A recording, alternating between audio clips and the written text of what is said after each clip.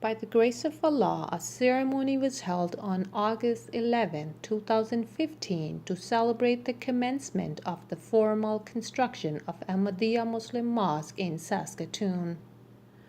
All Jamaat members, including men, women, and children, were gathered at the property site. After recitation of the Holy Quran, respected Amir Sahib Canada briefly touched upon the history of this project. He then led the gathering in silent prayers. Afterwards, foundation stone of this mosque was relocated to new place. At this occasion, office bearers of Jamaat and auxiliary organizations were given opportunity to lay stones.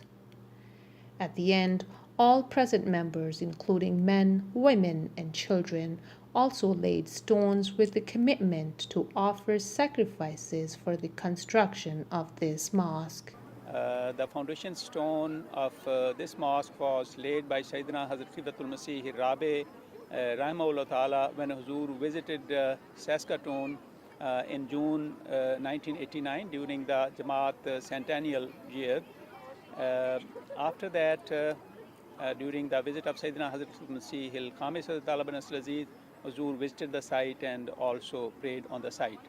Since due to the changes in the highway plans, the area where the foundation stone was laid and the mosque was to be built has now come under the ramp.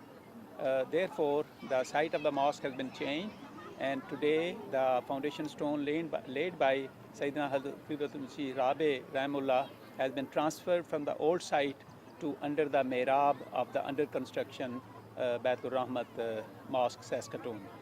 This mosque, which is named Baitul Rahmat, will have a prayer hall, a multi-purpose hall, offices, and missionary residence. It is expected to be completed by the fall of 2016 and will accommodate about 2,000 worshippers.